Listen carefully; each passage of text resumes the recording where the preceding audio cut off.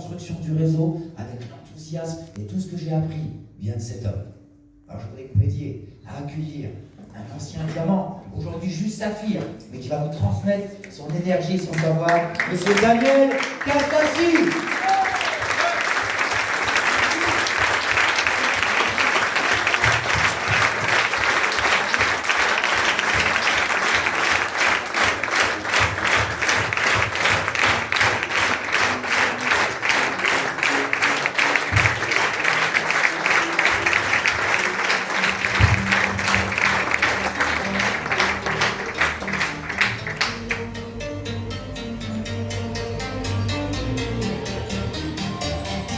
Bonjour à tous.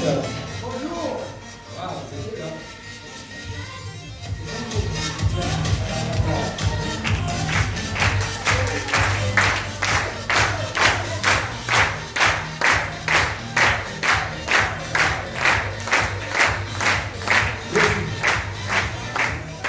Merci, vous êtes vraiment sympa.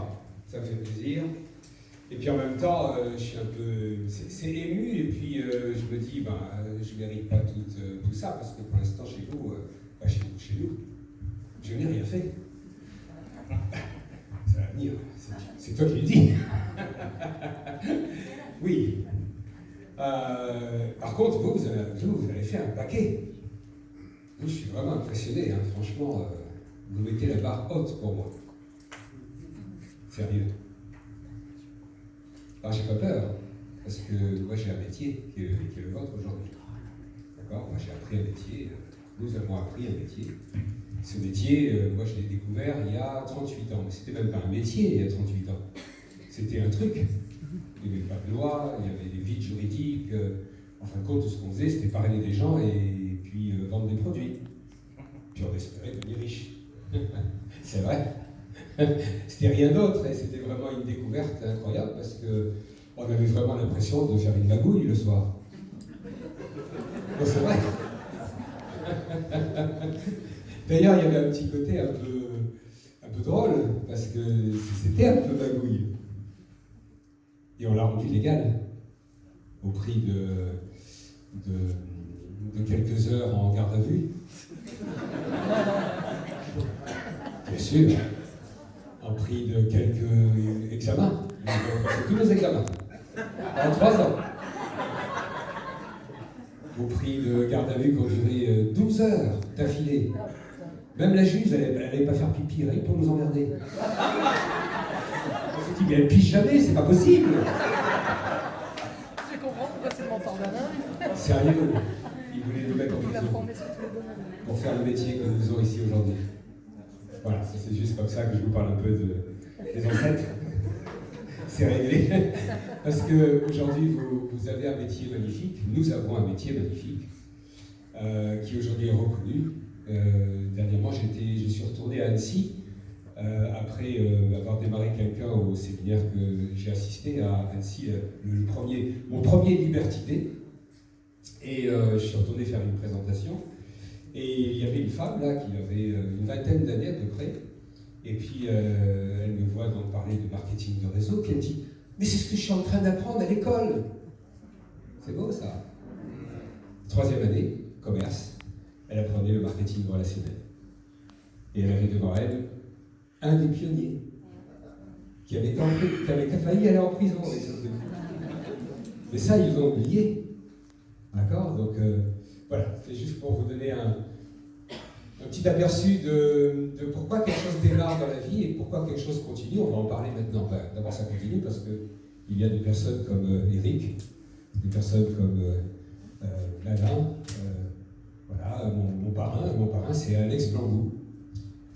J'explique alors peut-être que, voilà, déjà je voudrais reconnaître tout ce merveilleux travail que vous avez fait tous ici. Parce que moi je sais le travail que ça représente. D'ailleurs, c'est ce qui fait un peu peur quand on démarre quelque chose. Peu importe à quel niveau. On sait le travail qu'il y a à faire. Pour avoir ça, pour parler de personnes, vendre des produits, tout ça, c'est pas compliqué, ça c'est facile. D'accord? Ça veut dire que le reste est difficile. Il est difficile que si on n'aime pas le faire. Si on aime le faire, tout devient facile dans la vie. Vous êtes d'accord avec ça? Oui? D'ailleurs, on dit que n'importe quelle personne qui réussit quelque chose vraiment dans la vie va toujours dans le sens de ses pensées dominantes. C'est-à-dire que si on est sûr de vouloir réussir quelque chose, il faut faire réellement ce qu'on aime. Et les gens qui ont du mal à réussir quelque chose, c'est parce que souvent, ils prennent une direction qui n'est pas nécessairement celle qu'ils aiment faire dans la vie. Elle n'est pas nécessairement celle qui correspond à eux. Oui? Moi, ce que j'aime faire, c'est ça. Voilà ce que je suis en train de faire. Et si je n'ai pas ça, à un moment donné, il faut que je trouve quelque chose pour le faire. Parce que ce que j'aime, c'est parler aux gens. C'est un peu l'Ecclésiaste, Salomon. Qu'est-ce que c'est que l'Ecclésiaste? C'est celui qui parle à la foule. C'est ça la notion d'Ecclésiaste. C'est de parler. Voilà. Et moi, j'aime ça parce que c'est comme ça que c'est la raison pour laquelle j'ai démarré dans le marketing de réseau. J'étais invité un soir comme vous, comme n'importe quelle personne. Ça fait un peu plus presque c'est en octobre, c'est un mois anniversaire pour moi, ça fait 38 ans. J'étais invité, alors j'étais technicien dans une compagnie de téléphone privé, et la personne qui parlait s'appelait, vous connaissez, ici, s'appelait Nicolas. Nicolas, il était un distributeur, et il présentait ce business à l'époque, qui était une boîte américaine. Ça s'appelait Amway. Eh oui, bien sûr, il y a plein de gens ici qui ont connu Amway, bien sûr, c'est quasiment la première société avec Herbalife qui est arrivée ici en Europe. C'était dans les années 77, on a démarré en 81. Et mon parrain, c'était un collègue de travail. Il m'a dit Daniel, il faut que tu viennes ce soir, je vais te montrer un truc qui va te mettre à la retraite à l'âge de 30 ans. J'en avais 27, je me suis dit c'est cool ça. Si je ne vais pas attendre encore 40 ans, parce que moi, je me posais la question tous les jours. Quand je me réveillais, je me disais oh mon Dieu, encore 30 ans comme ça, je vais mourir. J'y arriverai jamais. Je ne pourrais pas supporter 30 ans, c'est impossible. Et en fin de compte, j'ai fait une prière. Et cette prière a été exaucée un soir d'octobre 1981 où j'étais invité. Et tout ce que j'ai entendu, je m'en fichais des produits et tout. Tout ce que j'ai entendu, c'est ce gars en train de parler. Et quand j'ai vu ce gars parler, je me suis dit, je veux faire ça. Voilà. Vous savez, comme Dozy, on veut faire ça. On veut parler aux gens. C'est super de faire ça.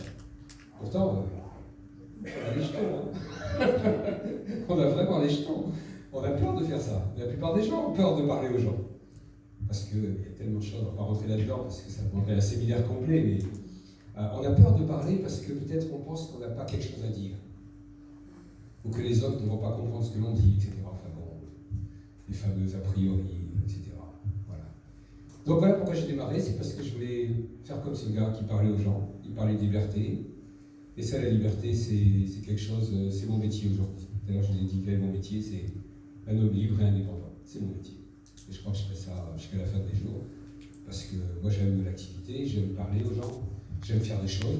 Voilà, donc ça, c'est la première chose. Et encore une fois, je veux vous féliciter parce que ce que vous êtes ici aujourd'hui, c'est l'exemple même d'un réseau, d'un vrai réseau de marketing de réseau. D'accord? Et vraiment, vous pouvez vous applaudir pour ça. Parce que